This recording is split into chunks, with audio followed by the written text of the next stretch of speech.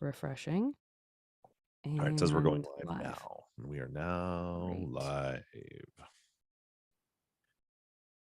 Mm-hmm. Pop up Got chat. that. Got Move this. that over there. Got My extra that. screen. A lot of talking to ourselves as we fiddle and Mm-hmm. fuss. Fiddle and fuss. We're Fantastic. fiddling and fussing. Pop out chat. Pow. Wait, where is everyone? Drop that. How am I the only person to have said ahoy? Ah, JB. Nicole, Here thank they you. go. Now Here I they go. know. For reals, we're alive and well. Hey, Grayson. Plus. Erica's going howdy. Ooh, Howdy. Janet deviation did from the. ahoy. Hey, Rena. Uh-oh, we got Dr. Shiloh in the house. Dr. Shiloh. Hi, Katina. Hi, Karen. Hi, Josh. Hi, Jim. Hi, Chantel. Drink up, me heart is yo ho. We kidnap and ravage, we don't give a hoot. Drink up, me heart is yo ho. Yo ho. I actually really like that song. I don't know what that says about me. One day I will stop thinking about how overly articulate I think the singing is. Every don't time I think it hear it, I know I've is. complained about it before, but it's just very crisp. It's just very family friendly for a pirate. And I understand the reason behind it because it needs to be family friendly because it's Wasn't it a Disney. Disney song? I know, but it's like, yo ho, I'm the healthiest pirate around. I took articulation lessons from a English professor at Harvard. I eat my vitamins Doesn't and take rhyme, collagen Janet. protein. I am a hearty yo ho. Sydney. Eat your heart out, Weird Al. Yeah, Sydney loves your sweater thingy. Oh, thank you. Yeah, I think this is probably like a Space. 70s Nicole has era noticed. $5 number. Space Space Bob. Bob. Had to pause. Bone Valley episode Ooh, 1. Nick, don't Good day. watch this. Go listen to Bode Valley. That thing's a beautiful I piece of hope work. that's because you heard Jason Flom on True Crime Binge this morning talking about it. That's why I had Jason Flom. Jason. Wait, On. have you had Gilbert on? No. Yes. You have had it hasn't Gilbert on. it hasn't aired yet. So we had Okay. Jason. Oh, good. Okay. And I think Gilbert's on next week. Nice. Which was a really cool guy. Yeah, he's great. You guys, I just listening to the podcast, I was like, oh, these two need to know each other. They would get along really well. Yeah, Gilbert's great, and and that's one of the few, because for True Crime Binge, I always listen, to some of them, like an episode before I interview people, so I have an idea what their podcast is like. That was one of the few where I was like, oh, I'm binging the entire thing, and then was infuriated at the end of it. Yeah, it's infuriating. Nice. Nick did listen to him on True Crime Binge. Thanks, Nick. Erica knows 2 weeks is Gilbert.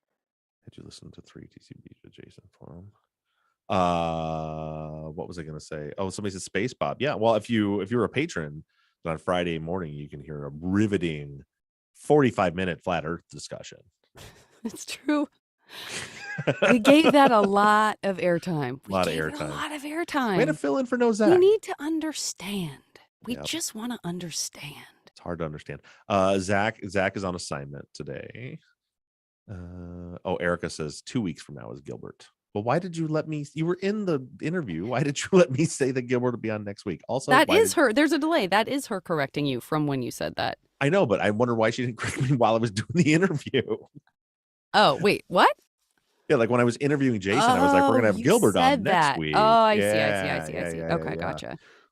Hey, Chris. That seems like a terrible scheduling situation there by Erica to make Gilbert be on 2 weeks later. I mean, bang, bang, right? Tia says this is their first time hearing us at regular speed because they listen to us at 1.5 speed for the podcast. So now we sound drunk. Oh, you get the if you want to do yourself a favor, go ahead and listen to any podcast at 0.5, and that is everyone drunk all the time. I should try that. We've got to get to the bottom of this case and get this guy out of prison. Erica has a very good excuse for letting me say that because she says that I am like a freight train.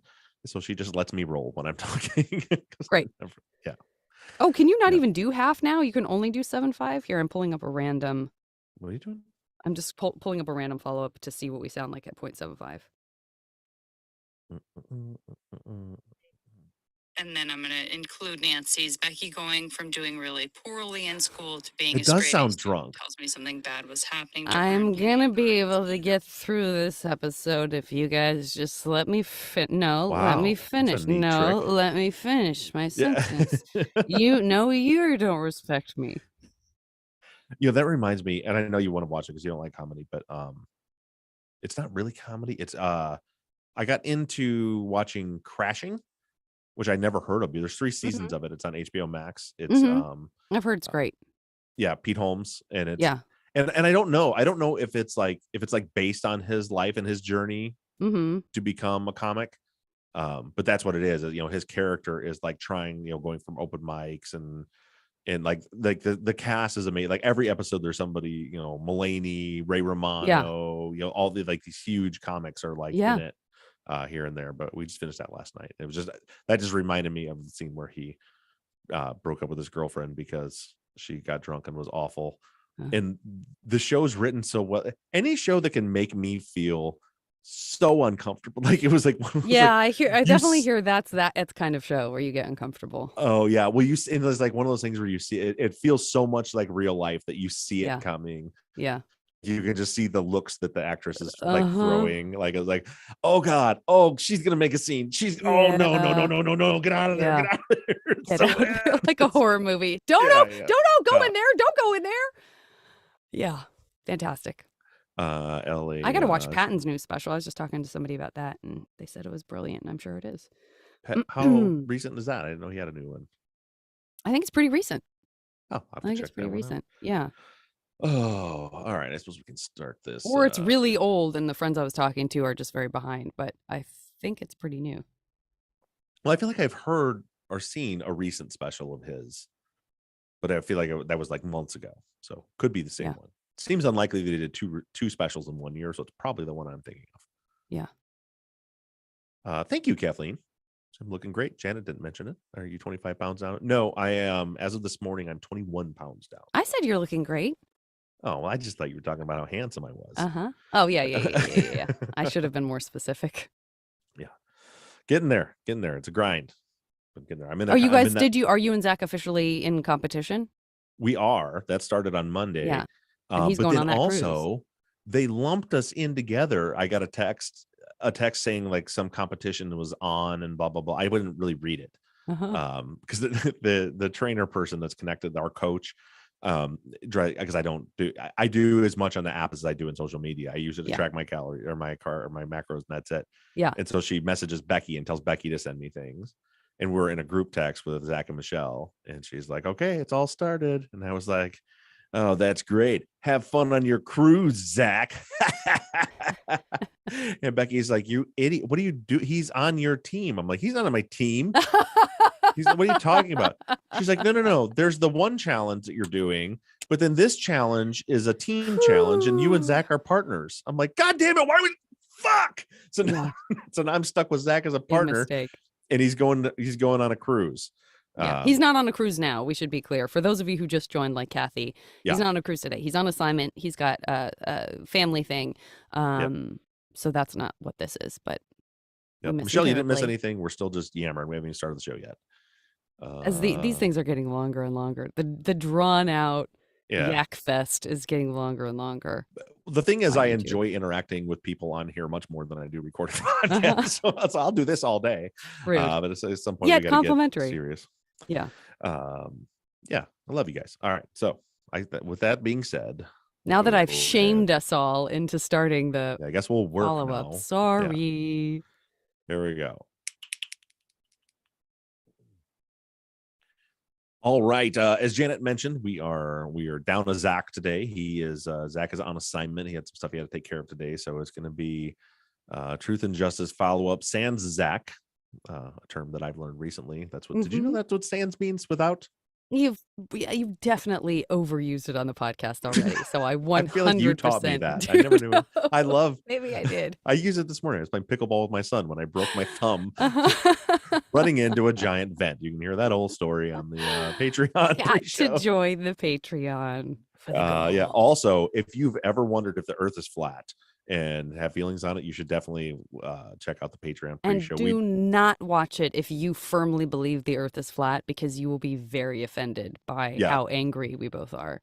Yeah, mostly Janet. I don't know why she lumped me in with that. Uh-huh. She's very angry. But yeah, Yeah. we dedicated a solid 45 minutes to a flat Earth discussion in the Patreon It was pre-show. about more than that. Dr. Shiloh, you'll appreciate this. We talked about the psychology of what's attractive about believing in conspiracies or believing in things that are unpopular and feeling like you're part of something special, an elite group. It was a lofty conversation that I'm very proud of. Yeah. And with that being said, we can talk about Ah. our current case now. Season 12, episode 40 was the first about half of Gary LeClaire's trial testimony.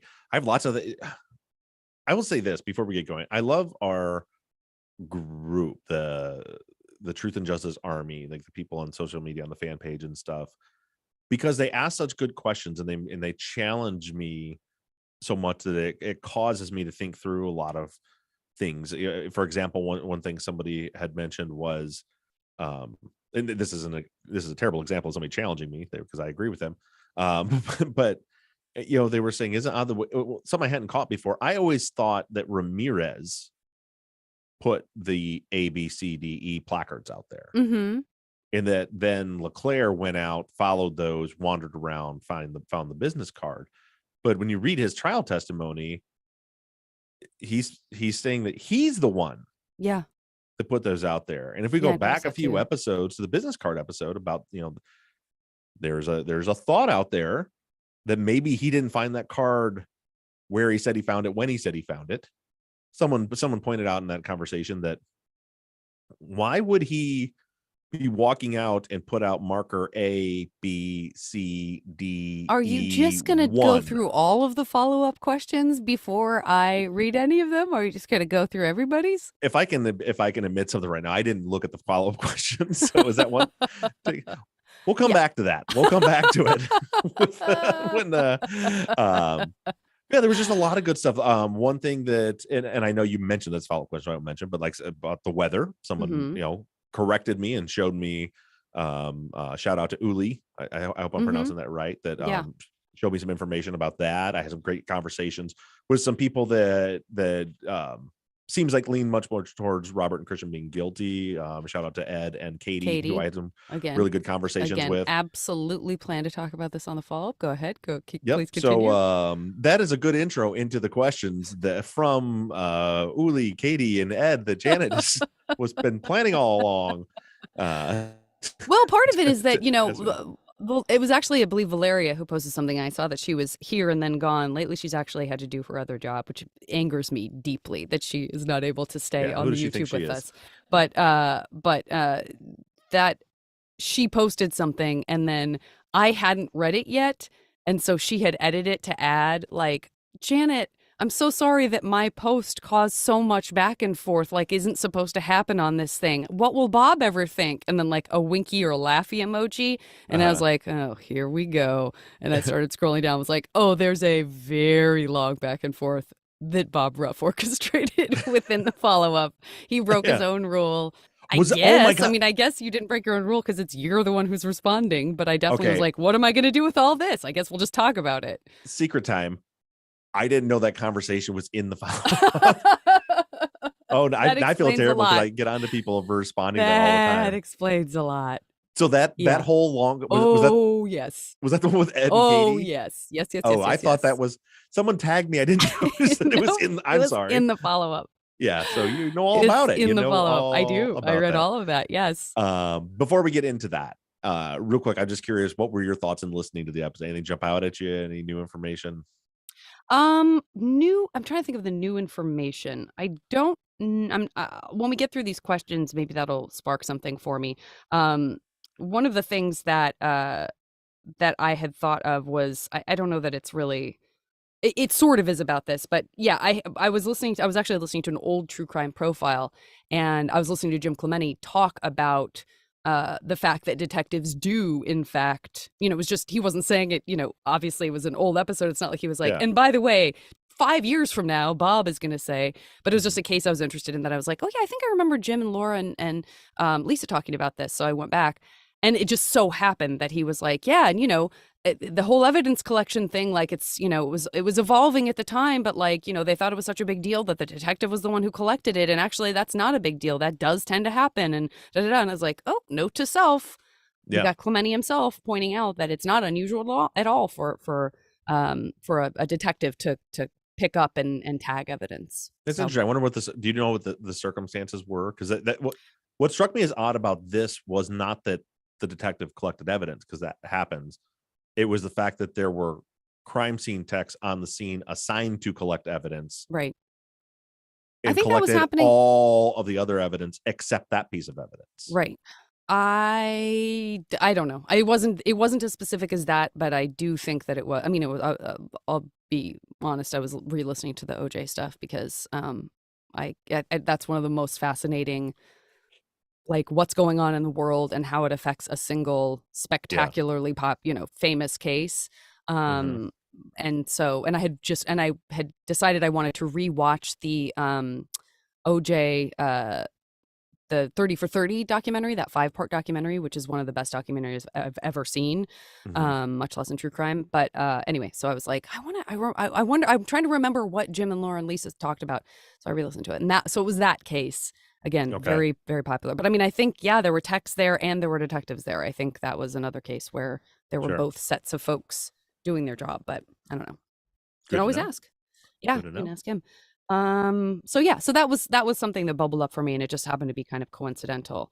But I think some of the other stuff that came up for me, of course, as usual, is very much reflected more articulately than I could have put it in our follow-up questions. So, well, let's get to them. Great. Okay, well, let's start out with the weather stuff. Shout out to Uli, and I know Jason had mentioned it on the follow-up post as well in Facebook. Let's talk about the rain. You had mentioned a couple of different times you were sort of looking for any sign of weather, of rain, and it seemed like you hadn't found anything. What happened? Well, it was shocking to me. You and I were texting about this. You're like, last week I can't before. find. I'm having to. Yeah. Mm-hmm. Yeah, because the first thing that it is just some little inside baseball is I was looking at one of the close-ups at the footprints, and I was like, wait a minute, that track was made in mud. It was the way I saw it. Yeah. That it was, wet ground that was in the process of drying. You could see how it's cracked, the hard edge. So I just sent the picture to Janet and I just said, what do you know? I did with nothing. I just said, what do you notice about this picture? And you said the same thing. The ground's wet. It looks like the ground was wet. Yeah. And so then at that time, and I was prepping for the episode then, I went to weather. I was like, well, okay, well, let's see when it rained last. Right. Because I was thinking at the time that these tracks could have been made here, a week or two before. Because in my mind, I remembered that it had rained recently. Yeah, I thought you said at the very beginning of the season, somehow it had come up that it had rained like a couple of weeks before or something like that. I thought you said that. Yeah, and I think it was really a narrative on. somewhere. I think it was in a report somewhere where it said, that it had rained 2 weeks prior, and that's what washed the roads out. Mm-hmm. But then I went to Weather On, and I think I sent you those screenshots too, and I just put it on like the daily, like a month view where it showed every day the amount of precipitation. Yeah. And the entire month of September said 0 on every day. Yeah. And so did August, and so did July, and so did June. Huh. And I think you said, it's like, well, it's the desert, it doesn't rain there. Yeah. But so I was like, so what I had to write into the episode was what I had sources for, even though I thought it had rained earlier, but I couldn't find a source that it was rain. Now that's the Palm Springs weather station, obviously, but I mean that, especially with rain, I mean, that's not that far away. And then Uli pointed out there was a storm, and then he showed me, it looks like they're clips from newspaper articles, but there was a hellacious storm. Sounds like it was up on the mountain, but not down in the valley. And that's why it wasn't on I'm guessing that's why it wasn't on the Palm Springs one. But it was on September 2nd. Okay. So it was like 15 days before the murder, just over 2 weeks before the murders, that there was a nasty, I don't remember, but I mean, it was like inches of rain, washed everything out. There was like mudslides going down 74. Yeah.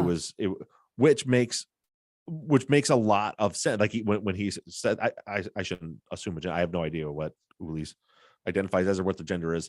But what they showed me is, and I'm looking, I'm like, oh, because you can see in the crime scene photos, particularly the ones like around the wheelbarrow, And you can see where there's like washouts that look like recent washouts. In fact, we're going to get into Osterloh's testimony at some point.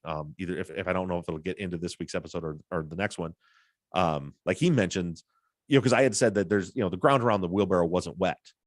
Well, he says we haven't covered this yet, but some people have pointed it out who have seen his testimony or his report that the ground around the wheelbarrow was wet from the firefighters. Right.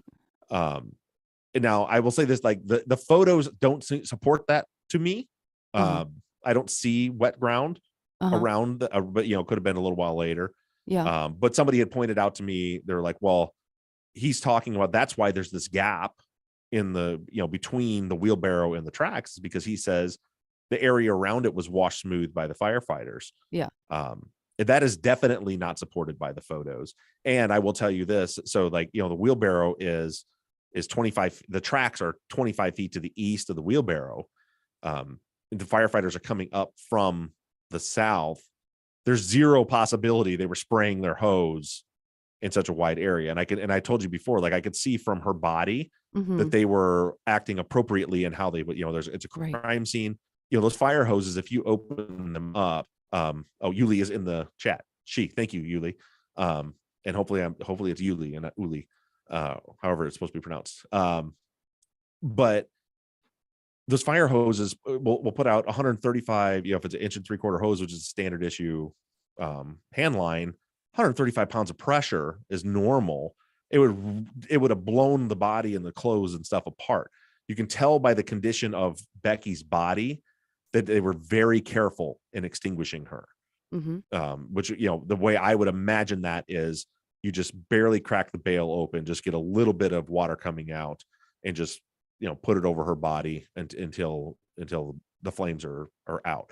There's no way they're spraying it like crazy all over the place.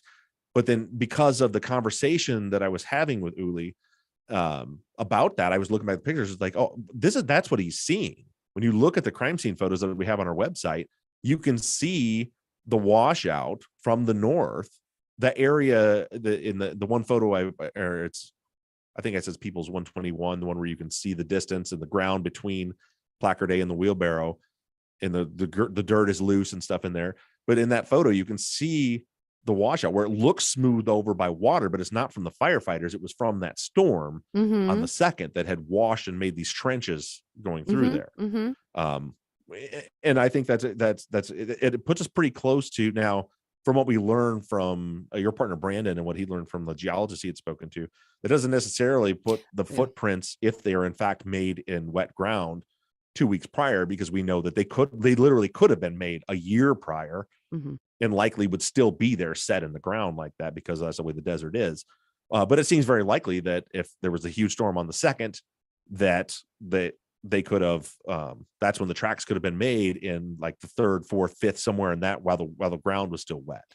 Which, by the way, I say this again as a desert dweller, a lot of the time for me growing up in Tucson, Arizona, and also living in LA, when you want to do plantings, you wait until there has been a rain, because that hard layer of earth is softened up by that. So actually, for me, a couple days after it's rained, that's when I say, oh, we should go out and replant those agave. Yeah. Because it's going to be easier to dig into the ground, pull them out. They've just been kind of moisturized. You can move them. They won't get as much shock when you replant them. So that actually made a ton of sense to me when I saw, even just before knowing any of this, when you sent the photo and we said, oh, that looks like it's happening when it's wet. My very first thought, which I absolutely should have texted you back, was, that's when I would transport a tree. That's when I would dig out a tree. Yeah, it makes sense. So there's a lot of, and I'll hold off on my final till the end because I don't want to get ahead of your questions. But anyway, so that was a big one. Is I was incorrect when I said it hadn't rained in months. It rained like the Dickens on the 2nd, 15 days before the murders happened, and then not again after that. So that was the only time that it was wet. So if you're one of the people that are looking at those tracks and agree with me that it looks like they were made into wet ground, into mud, and also like it make for you and I being out there, and Dr. Shiloh I think is still in the chat. She was out there with us too, in the desert in the back, not on the crime scene but behind the crime scene.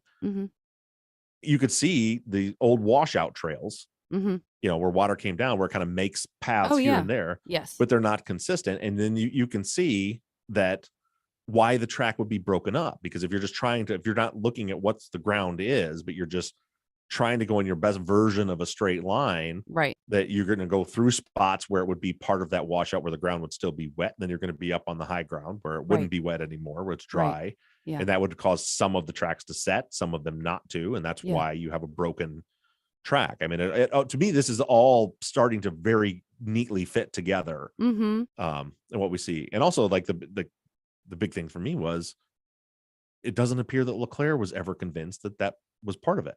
Yeah, for sure. Yeah. Yeah, that's really interesting. I mean, I really appreciate that. I really appreciate it. And by the way, I got to stop and say that Zach is in the YouTube chat. Are you still there, Zappy? I think you're in here. He was able to log in from where he is on assignment. Oh, so good. we may have. So Zach, if you want, and also feel free to text us. Like, if you have thoughts and you want to text me, I'll read them as if you were here. And Nicole's worried that you won't be able to do the intro because you're not here. I recorded an intro. I want you to know I'm very comfortable with you going in and scrubbing that and recording at your leisure an intro. Right. I do not want people to think I'm trying to horn in on your intros. But we miss you, buddy. So yeah, if you have any thoughts, feel free to text me. It'll probably be easier for me to see them in a text than to see them in the thread. Yeah, the revisitation of, like, I needed that reminder too. Just the reminder of, like, oh yeah, he started this thing, but he's not the one who made the arrests. Was a really good kind of checking in point. I'm like, oh, It wasn't yeah, even and to like a see that, reminder yeah. for me. Somehow it never clicked to me. Mm. You know what I mean? Like, I knew it Yeah, intellectually that that's what happened, yeah, that it was a cold case unit, but the relevance of the fact that when he knew Christian's DNA was on the card, and he knew where the card was found, and he knew about the wheelbarrow tracks, he never tried to file charges on Robert and Christian. Like, it's interesting that to me, that, I mean, I don't want to put words in his mouth, but it certainly doesn't seem like he thought the wheelbarrow tracks were that relevant. yeah, yeah, absolutely. Well, let's talk a little bit about Leclerc. Chris, with a K, wants to know, where did Leclerc go after leaving the homicide unit? Was he still working for Riverside County? Was he with homicide for 6 years? Seems like maybe a shorter career blip. Like, just kind of curious about that. Yeah, And then, he stayed. yeah. It's in the transcripts. I put the whole transcript up for you to view on the website. I don't remember off the top of my head, but yeah, he didn't leave the department. He just moved out of the homicide unit into a different unit. And I don't recall which unit that was, but yeah, I think it was about 6 years. I think it was like he'd been there for about 3 years. This case happened. He was there for about 3 more years, and then he moved on to another unit after that. Okay. And so he's still around. Melissa was wondering if he was, just wanted to clarify that he was still alive and if there was any possibility of interviewing him. I believe he's still alive. I don't know if there's, I am going to reach out. I've after going through all this, and of course I have my doubts that he would talk, but I do want to reach out to him. I would be interested in having a conversation with him about the case if he's willing to do so. Yeah, absolutely. I just want to shout out Rena really quickly in the chat because this is actually a good question. The picture of the hole near the trampoline, which is its kind of own thing if you're looking at the case file and the documents, it's neither in the defense files nor the prosecution files. It's just Right. kind of on its own. Is that the same? That's not the hole that he's talking about, is it? Or is it? No. That hole's right Okay. behind Becky's Yeah, body. So that's why did you put that in there? I mean, that's not a criticism. I just want to make sure no one thinks that that's the hole in question that Leclerc was talking about where a tree had been transplanted. The reason is because when I was looking at that photo again, I believe it's People's 121. I'm not positive about that, but it's whatever I said in the episode, where you get the clear picture of how far away the tracks are. Oh, that's from right. the That's what that wheelbarrow. is. Got it. Between there, Yes. you see all this loose, turned up dirt. And then I was wondering, like, where, like, we see what looks like a freshly transplanted tree. And then I was like, but why is all this? Where did all this dirt come from? Why? Because it looks like it was like almost intentionally spread out, like it came from somewhere. And then I came across that photo, which wasn't used at trial. Got it. And I'm like, oh, right behind the wheelbarrow, literally the wheelbarrow is positioned in between a bunch of loose dirt on the ground and this giant hole right behind it, as though they had dug the hole, put the dirt into the wheelbarrow, and then rolled it over there and then scattered it out around in that area. I don't know that's what happened, but it was just interesting that we have all this loose dirt all over that area between the wheelbarrow and where the tracks begin. And right behind the wheelbarrow, there's a big, obviously man-made, dug hole right there. But no, it's not the same hole that was found at the end out in the desert. Okay. Yeah, when we plant something, I mean, that fresh dirt would look like what I would spread out after I displaced the earth that I had to make room for the plant. Yeah, like a tree that I had just replaced. And I do want to answer to somebody in the chat real quick. Caroline asked, what day would Vicky have started her vacation from work? That's interesting because I believe it would be the 2nd, the day of the storm. If she was off for 2 weeks, then that would have been, I think that was a Saturday. So I think that would have been like the first day of her vacation is when that storm happened. Yeah, that's interesting. That's and then really Katie interesting. asked, would there be any washout from firefighters putting out the house? There would be, but it would be south of the house, wrong direction. So from the road, you go uphill to the house, and then the grade continues to go uphill back to where the wheelbarrow is, and then back into the desert. So there are lots of photos of when the fire trucks were on scene, and you can see the water flowing back down to the road, but not into the back. And those were some of the pictures where, to me, the ground doesn't at all look wet around Becky's body. Not to say the firefighters didn't get some water, I'm sure, outside of the wheelbarrow. But there was also like a couple things. Here's your number one indicator. They didn't spray like crazy around her body. There's no water in the wheelbarrow. Like the pictures of her body still in the wheelbarrow before they touched it. There's not water in there. And if they had like opened up the nozzle and put 20 gallons of water to put her out, then she would be submerged. Her body would be in water, and it's not. Yeah, that's a really good point. Okay, sorry, I was just scanning through. And Zach, I see, thank you so much for texting me the question, and I'm going to save it for when I get into wheelbarrow and tracks. So Teresa, going along the same line with LeClaire, Teresa says, what other detectives testified at trial? If LeClaire's testimony, as you sort of point out, ends up almost just kind of informing about the investigation done at the time and not so much damning Robert and Christian, she's curious about who else testified, and then also kind of a general sort of timeline of who was working on the case through the years, and backing that up with Lynn, who says, we've been following events in the time order as the detectives did, but if we go straight to the court transcripts, there's this sense of a gap in knowledge as to how it goes from LeClaire to cold case team and Robert and Christian, and wondering if that's going to fit in somewhere in all of this. Yeah, we're going to get into all that. I have a basic understanding, but I can't really, I don't want to give you wrong details right now because I don't have them in front of me. I know that the person leading the investigation in 2014 when they were arrested was Bodmer, and he testifies. But now I'm not, see, this is why I don't want to say this, because I don't remember if he was a sheriff's investigator or if he was a DA investigator. Got it. And who else testified? I guess we'll get into all that. Bodmer testified. Yeah, that's what you said. Yeah, I mean, they were convicted mostly based on the expert testimony. So, like, you had LeClaire. LeClaire had to, in order for the business card to come in, LeClaire had to testify. He had to explain how he found the business card, and it got into evidence. Got it. Any of the other evidence, Ben Ramirez had to testify because he's the one that collected all the rest of it. So he testifies. Yeah. We get testimony from Osterloh.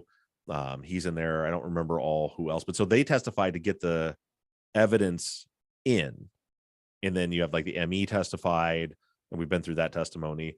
And then you had the fingerprint, all the forensic testimony that you heard. There was like 7 people that testified about the forensics. We heard a while back the testimony about the shoe print. So it was all that type of testimony. So it was like the police officers essentially just testified about how they got the evidence, and then also that's how they got in interview stuff. Gotcha. Like, for example, one of the things they used was Robert had guilty knowledge of the crime because you mentioned the wheelbarrow, And then they had so that for that they have Javier come in, which we'll get into his testimony too. But they have him come in and say, I never told Robert about the wheelbarrow. And then they have I don't remember whoever interviewed Robert testify about the fact that he mentioned the wheelbarrow. But that one's still that one's a real bee in my bonnet, as I think it is for many people. Okay, so all right, I'm going to jump back to just sort of a general couple of questions here. Lana or Lana says, what course of action does a convicted person have if it's found that the investigation wasn't done thoroughly? Obviously, Leclerc didn't think Robert and Christian needed to be cleared as suspects, but now that their alibis can't be verified, it seems like there should be some way legally for them to proceed. Who wants to give her the bad news? Yeah, there's not. It's unfortunate. We see this all the time. And what you're going to learn in this week's episode with the rest of Leclerc's testimony is it wasn't just the alibi stuff. He kind of half-assed the investigation. There was a ton of things that he could have and should have done that he didn't do. And that's why this case went cold for so long. It was blinders. I think he was convinced that it was teenagers. I think particularly he was really interested in Javier. He was convinced it was teenagers. And so he honed in on that. And then there was not hardly any physical evidence to deal with. But then the things that he could have done, he didn't do, which we really get into that stuff in this week's episode. And so now that puts Robert and Christian in a place where they're trying to prove a negative, right? The case is not, we know they did this, this, and this. The case is, well, so for example, the business card could be there because it was in Christian's pocket during the commission of a murder. There was all these, well, it could have been this. Right. And that's how they ended up getting convicted. Instead of having hard evidence, which we don't have because of what turned out to be a very poor investigation. Right. And so in a situation like that, it feels like in the past we've heard the use preponderance of the evidence, or, it's circumstantial, but when you put all these pieces together, you can only see it one way. And that one way is that they must have committed the crime, right? I mean, that's sort of how you tie a little bow around it. That's how they presented it. And they used tactics like the stipulations and things to try to breeze the bad news by the jury, and then explain stuff away and and basically make it, and then also handcuff the defense by not allowing them to put up any alternate suspects. Yeah. Then they're left with everything that was allowed to be presented. Right.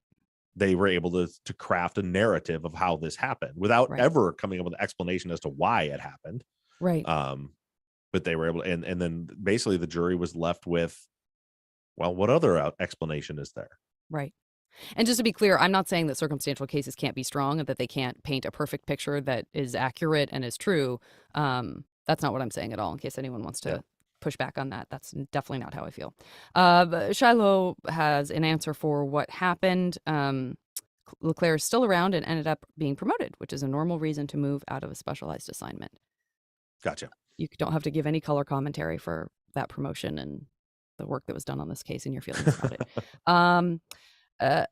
A quick shout out to Sue. I thought this was a very sweet post. I'm impressed with your critical thinking and the amount of time and thought you devote to this case. Does advertising and Patreon support actually yield a living wage? While listening to Sunday's episode, I kept thinking that you would make an excellent defense attorney. It does. It pays the bills. And believe me, there have been many times through my journey where I've thought, I just need to go to law school. Yeah, and get it. But I'm married and have 4 kids, and just going without an income for 6 years to go to law school just isn't really in the cards for me. So I'll just play one on the radio instead. There you go. Yeah. Well, it's an important part of it. I mean, we keep hearing about investigators who work to support either side, and that's really necessary work. And ideally, the person who's doing that, whether it's directly for the lawyers or in the pursuit of justice, or in partnership with Innocence Project and stuff, all of that stuff is super important. That being said, you can always support Bob and his work by joining Patreon. It's super fun. Get those ad-free episodes. Get lots of talk about flat Earth for one episode only. We'll never talk about that again. We are putting a kibosh on that. Always worth supporting. That's not something I benefit from financially, but it is something I benefit from spiritually and emotionally, knowing that you are helping support the work that Bob does. So I like to say it because as he gets uncomfortable about saying it. Moving on, and thank you, Sue. Let's get into the wheelbarrow and the wheelbarrow tracks. I want to start with Sweet Zap's question. And by the way, shout out to Sagan. Hope he's doing great. I just probably said something that's going to make everyone worry. There's nothing to worry about. How did the prosecution reconcile the wheelbarrow tracks from location to location with no tracks in between? So they did the same thing that someone, when I was having the conversation in the follow-up thread without realizing it, did, which is to say, I don't see how the wheelbarrow, and this was just a listener, I think, and from what I've seen, a very objective listener, critical thinking listener that says, I believe it was Katie, who said, I don't see how you have the body in the wheelbarrow, a track that goes from the wheelbarrow out into the desert, and then a business card at the end of that track with Christian's DNA on it, who had said he's never been to the crime scene before. How does that equal anything other than him being at the crime scene? Yeah. So it's presented like that. That's the way it's presented. And the thing is, what we do is look at what I've said for 8 years of this podcast. When I'm looking at a case, I look at the prosecution's case and then put a microscope on it. And if they got the right people, when you look closer, the case gets stronger. Right. When you have a case where when you look closer, the case starts to get weaker, that's a big red flag. And that's what I see in this case is from a 30,000 foot view, wheelbarrow, track, card connected. Right. But when you zoom in, literally zoom in, you see, wait a minute. The fact of the matter is you have a wheelbarrow with the body in it with nothing to indicate that anybody moved the wheelbarrow. And there's no DNA on the handles or anything like that. Then that wheelbarrow is not actually connected to the track. And I can't stress that enough. Yes. The wheelbarrow is not connected to the track. Yes. There's a 20, and again, it's not even indicated that it's connected to the track. It's not like the track is pointing at the wheelbarrow and then stops. Where the track starts, it's going perpendicular or parallel to the same direction that the wheelbarrow's facing. So there's nothing to indicate they're connected. And then you have a broken wheelbarrow track that starts and stops and starts and stops. And then when you look at the photos of those tracks and have an understanding of how things work in the desert, it looks very clear that those tracks were made when the ground was wet, which also explains why they're broken, as I mentioned earlier. So you have a broken wheelbarrow track that's not connected to the wheelbarrow. And then to connect the business card to the wheelbarrow track is also incorrect, wildly incorrect, because that card was not found at the end of the wheelbarrow track. It was found 60 feet to the north of it. And so now we have to, and by the way, when you look at those photos of that hole and the wheelbarrow and the business card, that ground's soft. That is sand. That's it. Now, it may not make a perfect shoe impression, but it will definitely leave footprints, and there were none. There were no footprints. There is absolutely nothing. And in fact, LeClaire says there's a big bush between the termination point of the wheelbarrow track, the origination point of it, and the footprints. There's a big bush plus 60 feet between that and the business card. So it's not fair to say the card is connected to the end of the track, because it's not. Part of that long discussion that I had with Ed and Katie was the wind. And Ed had pointed out is that the wind had shifted. It in the Palm Springs weather station, it shows at 10:53 a.m., which is 3 minutes after the card was collected, the wind was coming out of the south at 5 miles an hour. And and so he said, well, so it's not fair to say that it was upwind. But it was. That was the card was collected at 10:50. It was found before that. In the hour before that, at 9:53 a.m., it shows an east-southeast wind, which he pointed out was out of the south, but that's not. East-southeast wind will blow the card west-northwest, not north, a different direction than where it was found. And then, I actually worked out, I got a piece of graph paper and I was like, there's no way to quantify this, but let's look. If we're saying that the wind moves the card, The only way that we can quantify that is to make a point on a graph paper, and you can try this. If you go to Weather Underground, you can see the hourly wind that's listed from 10:53 p.m. to 10:53 a.m. And so like it says it was blowing 7 miles an hour out of the northwest. So then move it 7 units, which I used a 1/4 inch, 7 units to the southeast. And then it was 8 miles per hour for the next hour, and then move it 8 units. And then it was 10 miles an hour the next one.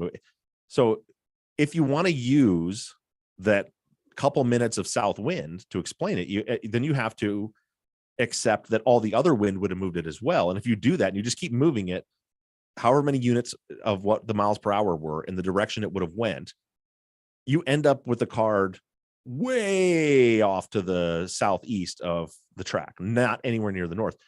And that's not to say that that's how it works. It's not to say that the wind would have blown the card around like that. It's actually the opposite. The point is saying the wind didn't put the card there that night. It's impossible. So then it becomes very relevant when we talk about, well, how did it get there? Because we say it's connected, but it's not. So how does the card get from the last place there's any human activity 60 feet to the north around a bush? Well, without a footprint. So the only way that can happen would be if someone threw it, comes out in a fight. And this is the other thing that we don't have. What we don't have is any evidence of any struggle taking place. The area of disturbance, the DA in closing tied that into the point of origin as though that's where something happened. But that's not true. Where the tracks stop, we have, I think they're the van's footprints, and we have one partial of a globe that was the same brand that Becky was wearing, just standing there, not fighting, no broken bushes, branches, scuffs on the ground, nothing like that. There's no evidence a struggle ever happened out there. And then, so the only way that so that's where the wind becomes relevant, is because at the time when the card would have had to have miracled itself out of Christian's pocket and landed there, the wind was blowing out of the northwest. So if you, first of all, no one with a card crumpled in that way, as I said weeks ago, no one can throw that card 60 feet, period. And with the wind coming from that direction, you definitely can, and it'll probably end up behind you, even with just a 4 or 5 mile an hour wind. So what we actually have when you zoom in is you have Becky's body in a wheelbarrow. There's no evidence the wheelbarrow had been moved. And then 25 feet away from that, going in a different direction, you have a set of wheelbarrow tracks that are broken, that appear to have been made when the ground was wet. And then after that wheelbarrow track stops, you have 60 foot of air with a bush in between. You find a business card next to what appears to be a hole where a tree was dug up. Yeah. So when you look at it that way, you can see they're not connected. It's not fair to say they're connected. Right. So I don't remember in my rant where the question was, what the question was there. But yeah, that's Zach's question is, how does the prosecution reconcile those problems? They pretend the problem doesn't exist. I mean, in that respect, you can also imagine, we talk about this a lot, like, you want to solve this case. You have a piece of evidence that has someone's DNA on it. You got lucky, or it's all meant to be, and it was all going to work out like this because this is a damning piece of evidence, but you've got this piece of evidence with someone's DNA on it, and you also have this incredibly tantalizing thing with wheels, right? Even Jim Clemente said it. He's like, Bob, you've given me something with wheels. I want it to be about the wheels. I mean, he essentially said that. He was like, let's look at this simply, without knowing anything about how the tracks work or don't work, or all of that stuff. He didn't know at the time that wasn't connected. He was just like, how can I not, look at the wheels? And such a big part of the evidence that, we've been putting forward is you can't look at the wheels unless you look at everything else that has to go along with the wheels. And once you start doing that, the seduction of the wheelbarrow starts to dissipate. And I think you're suggesting, at least my impression of what you're saying in this episode, is that you can sort of see that Leclerc checked the boxes of like, look, We had a fire. It destroyed everything. We barely knew anything about this family, and we're trying to piece tiny things together little by little. But what we did have was something with wheels. And it was outside of the house. And from there, we looked everywhere we could all around the area. And eventually, we were able to see, yes, wait a minute, there's a wheelbarrow track. Yes, it's many, many, many feet in a totally different direction in a way that doesn't make sense for where it ended up because there's no track leading to that. But there is a track. And there's a footprint every once in a while. There are, like you said, don't seem to be too many sets of footprints, but there are footprints. And so it feels reverse engineered to me. It feels like, here's what we have. We have a DNA on a business card. And that guy says he's never been up there. We got to be able to do something with that. What can we do with it? Well, it was sort of kind of near-ish those tracks. Well, but the tracks don't actually connect to the thing. Well, but hold on, because maybe they do. Do you know what I mean? Like, that's what it starts to, when you reverse zoom in, to me, it seems reverse engineering. That's what it seems like to me, is like, that's the exact right way to put it. This is what we have. We don't have anything in the house. This is what we have. So we got to do something with what we have. Yeah. And that's exactly the right way to put it, is it's reverse engineered. They have one piece of evidence with DNA on it from someone who was supposed to go on a hike up there. Right. And so they start now. To me, it looks like LeClaire looked at it and said, I've tried to connect these dots and they don't connect. Right. And so he just moved on from there. But then once the politics got involved and the pressure got put on and they needed a conviction, then they just tried to stretch it to make the two fit together, even though in all reality, they never really did. Right. Okay. So Scott, real quick. Oh yeah, please. So, and Kelly, you can just clean this up. So I just keep going. So, and another thing I want to point out, Wendell Moss, who I've had on the show and adds a ton of insight on the fan page. He made some great posts, and one of them, he was talking about the idea of the coincidences, and he had just kind of said offhand, he said, but I feel like in these wrongful convictions, there's always a weird coincidence. Yes. Otherwise, the wrongful conviction wouldn't have happened. And then I haven't, to be honest, I haven't read what he posted, but he had found like an article about that.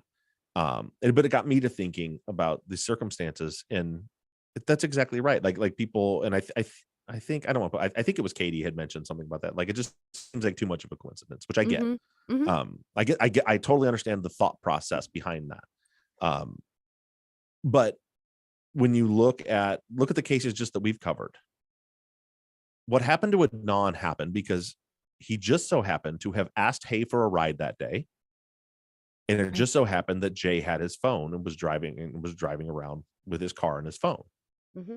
If those circumstances didn't happen, then he would have never been a suspect. Right. So it's a weird thing that he asked for a ride after school. She gets killed after school.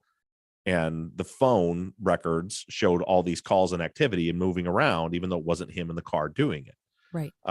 In season 2, in Ed's case, had Ed not borrowed his grandma's car on the night of the murders, then he wouldn't have been wrapped up into this.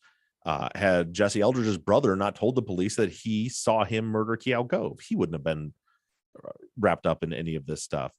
Didn't you say, had Pablo not sold his car to the... Yeah.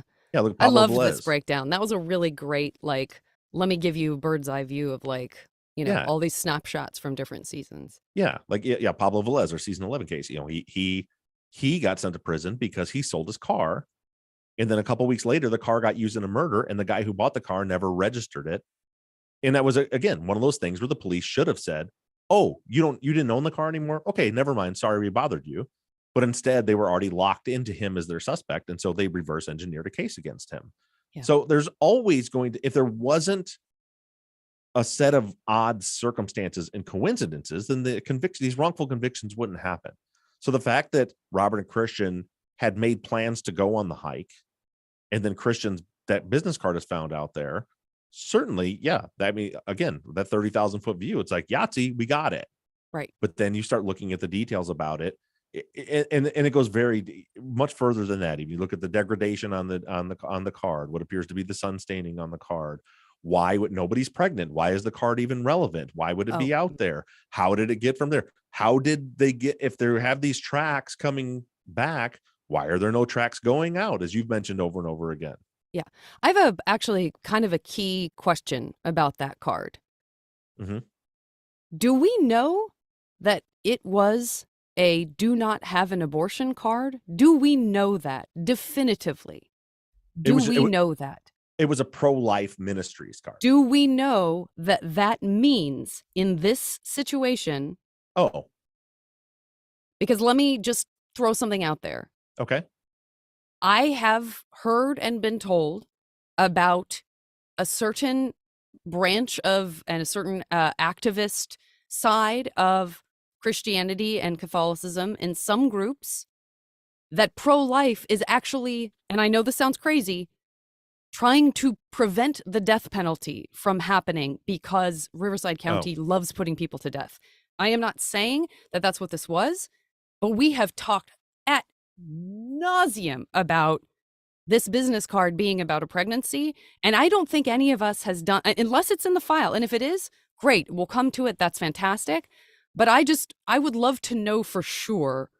It's probably not going to make a difference either way, but even more ironic if it, for some reason, what we've all interpreted to mean something, like, I don't know, are we sure that that's what it meant? It's a perfectly reasonable conclusion to draw. We've all drawn it. Yeah. Just be nice not to draw that conclusion. We've just not drawn. I would just love to not draw that conclusion until we know from the horse's mouth, like, this is what this card means. This is the intention and we do behind this have card. an interview with Marie Widman, so we can Great. play that, because I don't remember off the top of my head. And from my experience, I believe that most pro-life organizations tend to be, well, no, that's not necessarily, as I have heard that argument that it is regarding the death penalty. So that's something to look into. But while we're on the top of the card too, look through the photos in the people's exhibits. I don't remember what number it is, but one of the numbers is a very close-up photo, a nice clear close-up photo of the card on the ground. Mm-hmm. And I noticed something. I didn't say anything because I was waiting to see if anybody mentioned it. Nobody has. Mm-hmm. But I want you to look at the top crease on it and tell me if you think that it looks like it's been wet, as if it had been out there when it was raining. Because where it's folded over, but the paper is like crinkled along the fold, along the bend where it was crumpled, in a way that to me just looked like something had almost like, if you see, like, if you've ever had like a business card in your pocket and ran through the laundry or something, like when it gets wet and the paper gets loose and kind of crinkles up. So for all of you listeners, just when you get a minute look at it, I'm not saying that's the case, but that's something that I noticed when I was looking at the card. I was like, well, it doesn't just look like it's, sun stained or weather. It looks like it was maybe rained on. Oh yeah, I'm looking at that too. Yeah, I mean, somebody recently said it doesn't look like it's been, when you look at the picture, it doesn't look like it's been weathered. And I meant to arduously disagree with that, because I did feel like it looked beat up to hell. I'm looking at the picture right now. Yeah, I mean, it just looks really old and crinkled and Do you see what I'm talking about? Where there's yeah. kind of that like ribbing along the one bend. Yeah. As though yeah. Yeah. No, I'm not going to try to show the picture. Yes, I know exactly what you're saying. I'm looking at it. Yes. Yeah, I mean, it looks like it could have been wet. I mean, yeah, I don't. Which, I mean, that could be 100%. in a sweaty pocket. Who knows? But it just looks as though it had been wet at some point too. Yeah. Okay. So let's keep going. I'm sorry. I feel like, but this is so interesting. This is so interesting. And then I'm like, I've been talking for 5 minutes straight. Even Bob hasn't interrupted me. This is really bad. That's not what these are for. Okay. Valeria says, in one of the case files, there's a satellite view of the area around the property with LeClaire's points A to E drawn on it. Given that no GPS measurements were taken, is there any indication in the file of how these points were marked here? Did they just scale LeClaire's sketch on the basis of his estimates? Teresa thought maybe, I guess technically this might count as a comment in the follow-up, but Teresa's star student. I'm not gonna accuse her of anything because she's the best. But she said that she thought maybe it was sort of a zoomed out idea of the placards, and then it might seem like more of a straight line, but when you sort of are on the ground, you realize it's all anything, any map, any drawing in this case is an estimate. There were never any GPS, which, I get it. I don't I don't fault if what Leclerc says happened. I actually don't fault him for this. If he's out there with a tech and he tells the tech, take GPS coordinates, and they're out there with what he called the GPS machine, it makes sense. Why would you measure it when you think somebody's getting your GPS coordinates? But the fact is they didn't get GPS coordinates. And so anything you see, those drawings, the map, is like Leclerc says, those distances are strictly estimates.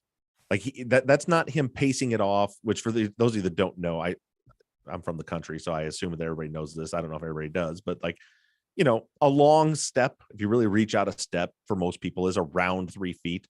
So if I need to pace off yardage, I'll just take, if I count 20 long steps, that's about 20 yards. He didn't even do that.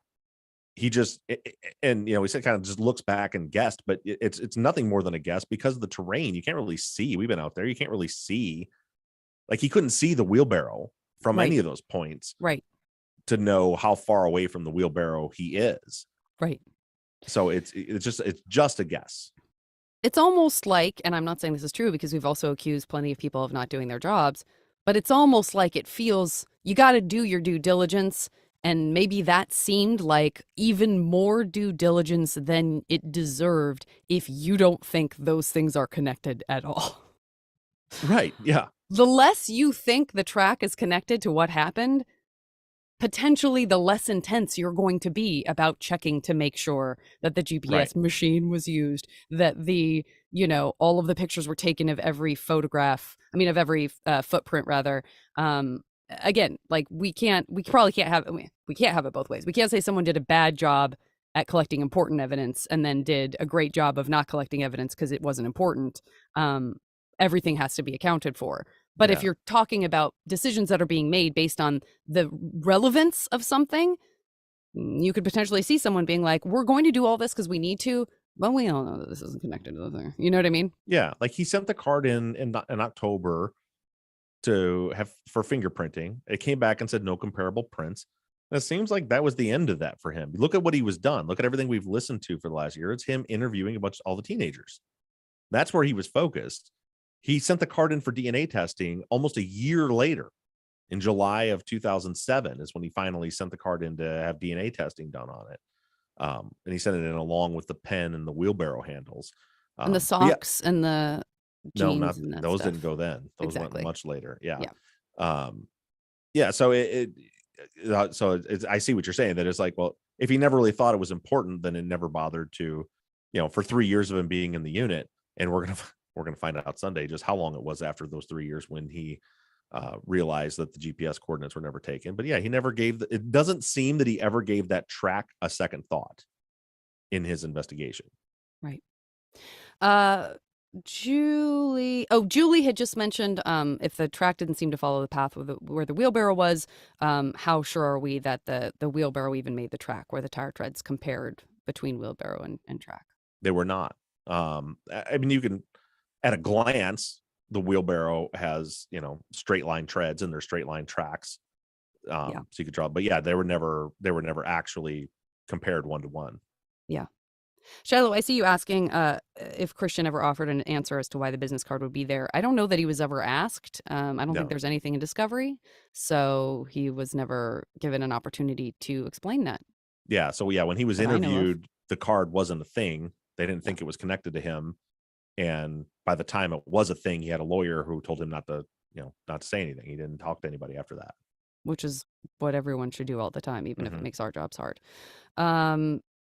Jen, okay, so that sort of led Julie to the idea of, again, this continued question about how the killers got there, how they left, what evidence there was of that. So Julie was like, if it, for example, turned out not to be a wheelbarrow, could it have been a bike? I think we've talked about bikes and motorcycles in the past as being possible getaway vehicles of some kind, and that seemed either likely or unlikely.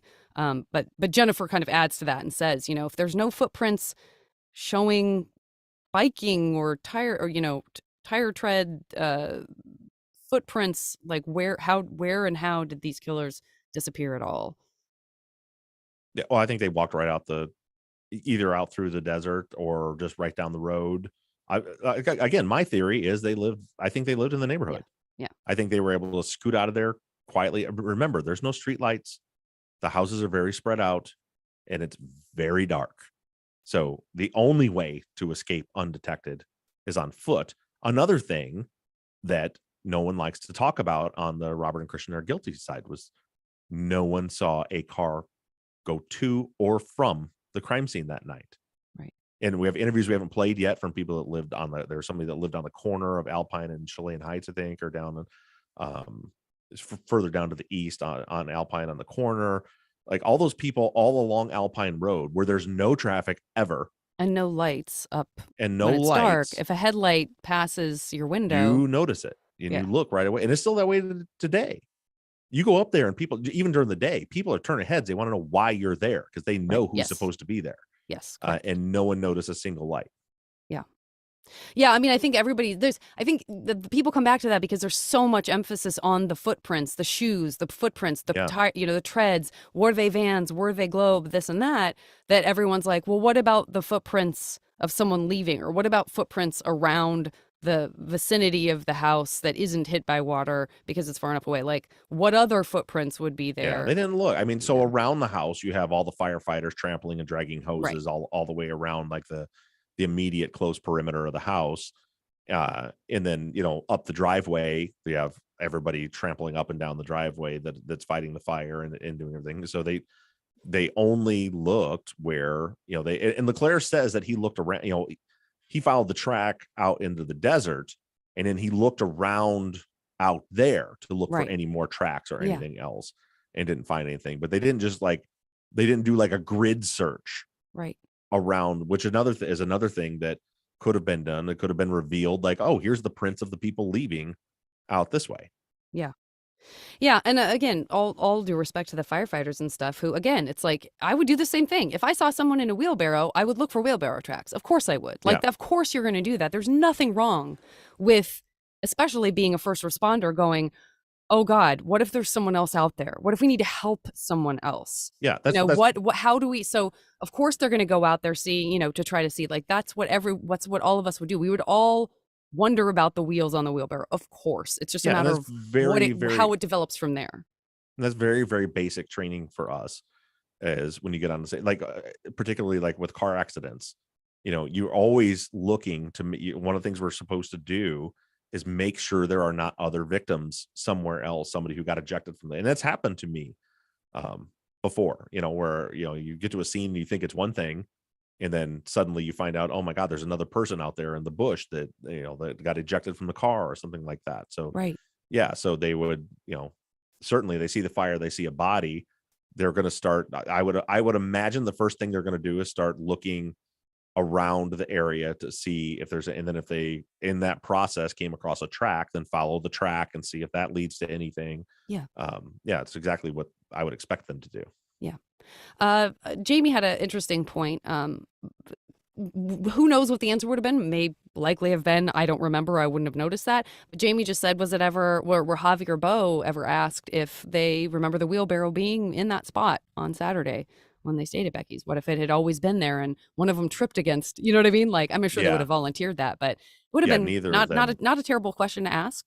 Oh, you were up here the night before. Like, did you happen to see a wheelbarrow over there? I don't know. Yeah, a couple nights before. Yeah, I like that idea. It was never asked of them. I like that thinking though, Jamie. Yeah. Sorry, go ahead. Oh, that's good. So there's curiosity about, as people are looking at the satellite views and as people are looking at the maps that first responders drew and thinking back to you talking about having been able to identify the area, having been able to sort of get a sense of what the actual tracks were, where they were. Cindy said, can you, like, she's having a hard time picturing, this is a very long post, City, so I'm having to kind of pick and choose. I'm so sorry, but having a hard time picturing what you're saying by just looking at evidence photos. So how were you/we able to put together the locations when we were out there? Was it by the photos and videos alone, or did testimony transcripts clarify things as well? I just feel seriously lost when I look at the pictures. Like, how do you even know what direction pictures were taken from? What house is in the evidence photo 27? How far is that house from the crime scene? So that's a lot of different things. You can work backwards or skip or whatever you need to do. Yeah, so we used the photos, not just the ones where, because the ones where you have posted up that were from the trial testimony were mostly close-up photos of the ground, but there's a Yeah. lot of other photos that show, for example, the one you're talking, I think I know the one you're talking about. It's one that you can see placard B and you can see Sharon Coleman's house in the background.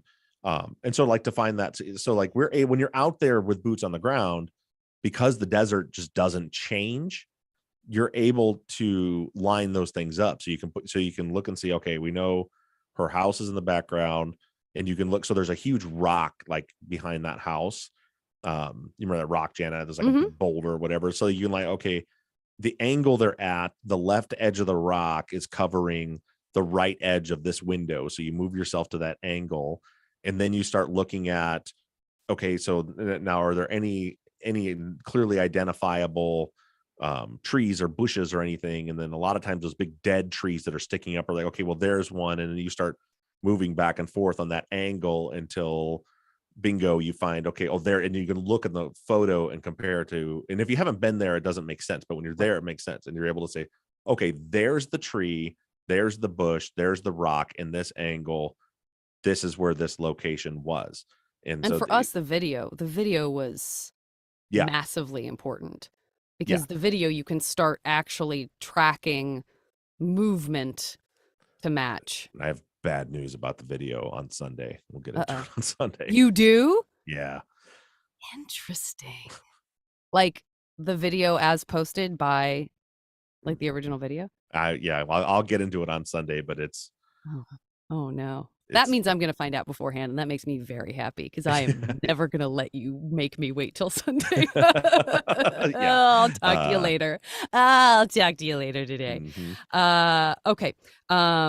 So and then there's also a question about like when we did that sort of short-lived test, not particularly scientific, let's be honest. That's not why we knew when we did the quote unquote wheelbarrow test that we were not doing it in a meaningful, like, this is trackable, recordable evidence. Yeah. We don't know. The wheelbarrow was different. It was a different time of year, all of that kind of stuff. But Rachel was wondering if relevant. it was, yeah. As it turns out, it was more relevant than we thought, but go ahead. Well, she's just wondering if during the test we recorded the tracks, and if we could compare them to crime scene photos and maybe even go back and see if our tracks kind of withstood time, hours, days, even weeks.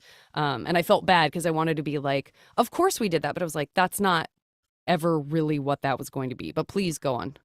Yeah, well, I mean, we did video it, but I decided like I didn't want to post it. Yeah. I'm very comfortable with you not having done that. Yeah, it was just too close. I mean, it was upsetting when we were doing it, and I just didn't feel comfortable posting it. But at the time, we didn't think that it was particularly relevant because it left pretty clear tracks because the ground was wet. Right. And we didn't, and that, you remember that snowing. conversation? It was snowing and yeah. It was drizzling rain and snowing, and the ground was wet. And so we're like, well, yeah, you can see the tracks through here pretty clearly, and especially any low spot, you could see it pretty clearly, but we're like, but the ground's wet, and the ground was like, all the conditions are totally different. There's nothing about this that's like, so I wish that we had taken close-up photos. I know, because at the time we didn't worry about it, because it was like, well, this isn't relevant because the ground's wet, when in fact I think it's very relevant, although it still wouldn't be the same, because even though they were made when the ground was wet, then what it appears to me in those pictures and what we know from the weather data was, if they were made when the ground was wet, that after the ground was wet, then there was 2 weeks of the ground drying out in the hot desert sun, which is what set it kind of like clay. Right. Yeah, there's just not that's just what I was saying, is it wasn't like, I would not have wanted to present that as evidence. I think that would have been irresponsible. So that's why we didn't do it. Yeah, exactly. And as Shiloh points out, it was so cold. It was so cold up there, and it took us a long time to do anything. Yeah. Yeah, because it was. We were going through so many photos, and the video, and we would kind of use the video to orient us, and then we'd find like the video looked like it was one play, but it didn't line up. And then we'd go back to photos, and then started looking at a series of pictures and the Yeah. trees and all that, it took a long time and it was very cold. We were all taking turns complaining about how we couldn't feel our fingers anymore. Yeah. But just to quickly touch on, and we'll wrap this up soon because, oh, good. I don't think I'm going to get to all of these. I'm so sorry, guys.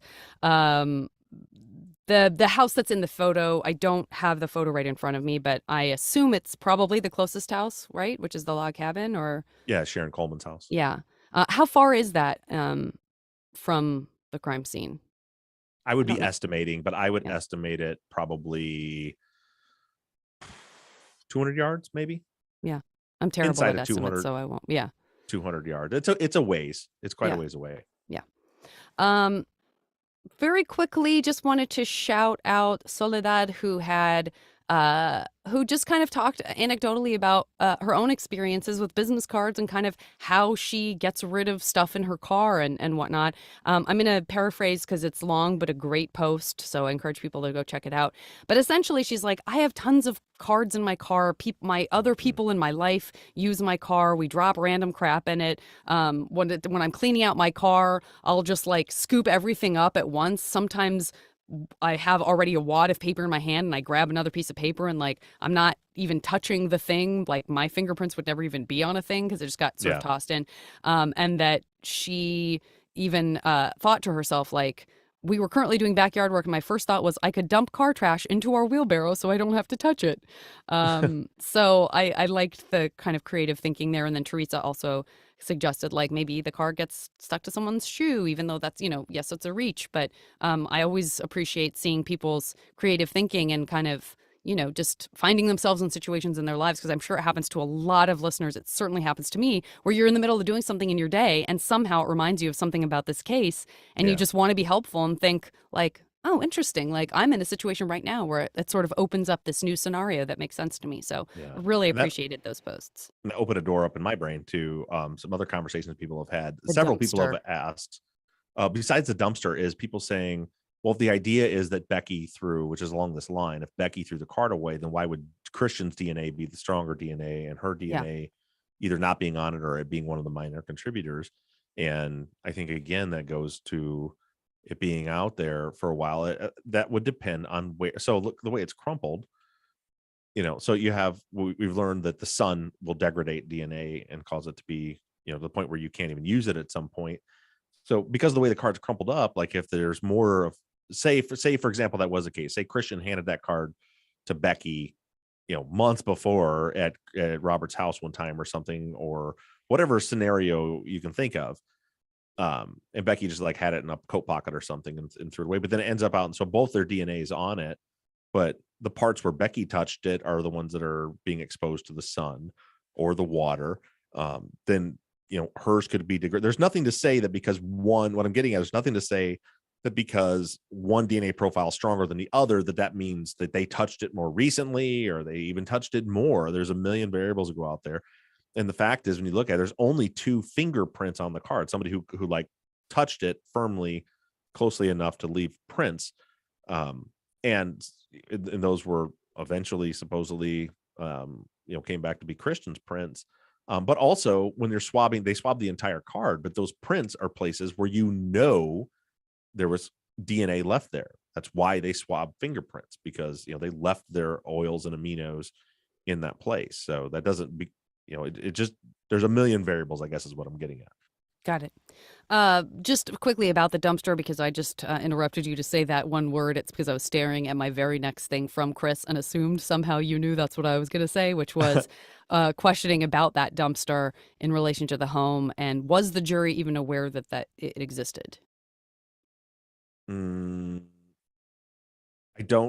I think so, but I can't say positively because, like I said, I breezed through the transcripts over a year ago, and now I'm going in depth piece by piece as we do.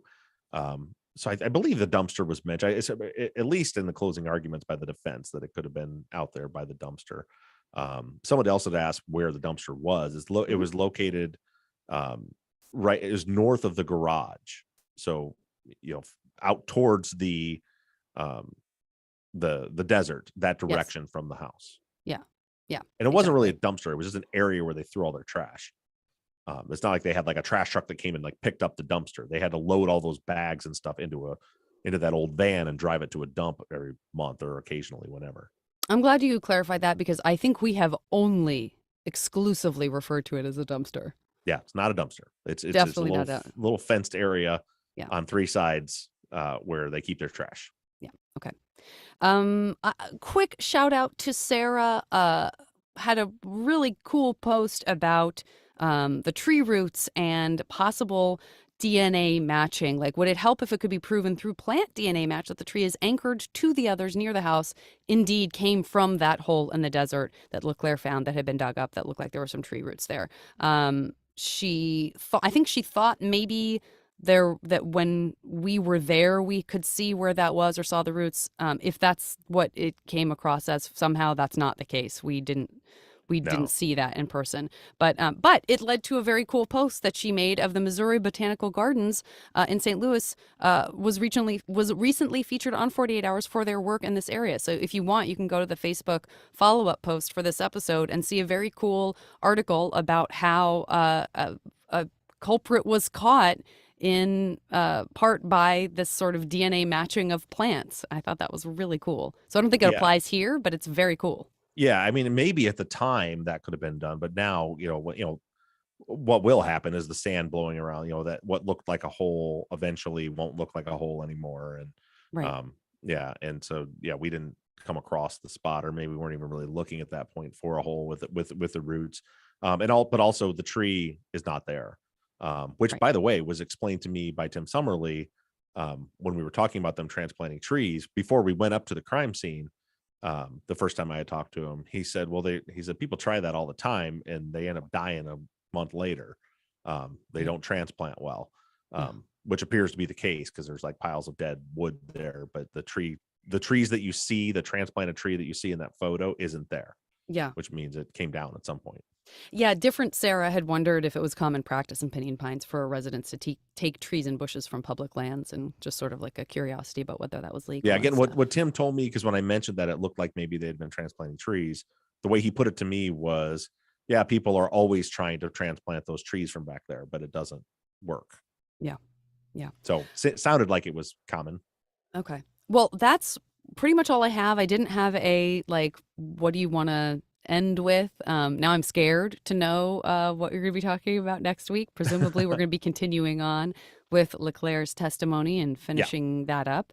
I do have a quick note from Pamela and Melanie about a recent update in the West Memphis 3 case. Yes. Do you want to address that real quick? Yeah. So nothing's happening just yet, but what has happened is that Damien's team has officially filed their petition for appeal to the Arkansas State Supreme Court, and they're requesting. So obviously, that we remember back in June, the judge in the circuit court denied their petition for DNA testing, claiming jurisdiction because that she didn't have jurisdiction because they're no longer incarcerated. Damien's team has now filed an appeal of that decision to the Supreme Court, asking the Arkansas Supreme Court to remand that, basically to say that's incorrect. You do have jurisdiction, and remand it back down to that court. So we'll see. I think when I talked to Damien last, he said he figured it wouldn't be long, like within a couple of months, we should have a hearing on that. They're hoping for. Great. So we'll keep you updated on that. Some other people have asked about, there's a new, Cressman's gone now, new prosecutor is taking over. I don't know. I think we're past the point. There's not like, unless that the new DA just came to him and said, hey, let's just do the testing. That could happen. Yeah. That hasn't happened. But we're you don't, we went to the DA, they said no, we went to the court, they said no, and now we're at the appeals. There's not a spot in that process to then go back to the new DA and be like, how about you? So we're going to keep playing it out. Where that may come into play will be, I believe, if my understanding is right, it will be the district attorney that will be arguing the case at this against Damien at the Arkansas Supreme Court. So, I guess there could be a potential there where the DA could come in and say, we'll concede to the test. Let's just let him do the testing. That's possible. I don't know. I don't know anything about the new DA. So we'll see how that shakes out. As far as where we're going, like I said last week, we're just going to continue on with Leclerc's testimony. We're going to wrap that up This week, I was going to look at maybe doing that and getting into Osterloh's testimony, but it's too much. So we're just going to go through the rest of Leclerc's testimony this week, where there's some more new information, a lot to do about what he didn't do. We're going to hear about all that stuff, and then we're going to keep marching on. We got Osterloh's testimony coming up probably next week, and then the arson investigation I'm working on now. I've got a model that I've drawn out of the house that really I sent it to Janet yesterday. It gives us a pretty good outlook, a better understanding of how things would have looked in the house that I think everybody will find interesting. It's also just a beautiful drawing. If you want to auction it off after all of this is done, your work as an artist, I can look forward to your gallery show. I'm going to get in graph paper and do it properly so you won't make fun of me, because I did it on a whiteboard. Great drawing. Perspective is hard, and you nailed it. I thought it was a great drawing, but you felt like you needed to excuse it. I don't think you needed to excuse it. I thought it was great. It's not great, but it'll work. So all that stuff's coming up. Thank you guys for listening every week. We appreciate all of your support. All you people on YouTube, thank you. And we'll see you guys next week. Should be here. What's the opposite of sans? Avec Zach. Is that right? Yeah. We'll be back. That means Avec Zach next week, and then he's gone on another assignment the following week. Zap. Yeah. So we'll see you guys next week. Thank you. Make sure you tune in on Sunday, and that is all. Thanks, everybody. All right, we stop on audio. Wait, guys, did Zach stay in here? I thought I saw him, but maybe he flitted in and out because he had to go. I don't know. My YouTube chat seemed to stop after. Again. Is the last one you see Teresa Dunn saying maybe Andrew can go back up? And yeah. Okay. So maybe people just stop talking. There it is. Bye, everyone. Bye, Hannah. Bye, everyone. Thank you so much for hanging with us. Thank you, guys. And by the way, we really do appreciate you guys being there. It's it's awesome. Instant. Reaction and questions. So 100%. Dr. Bye. Shiloh, always love to have Shiloh. Yeah. Makes us look better and more professional. All right, we'll see you later.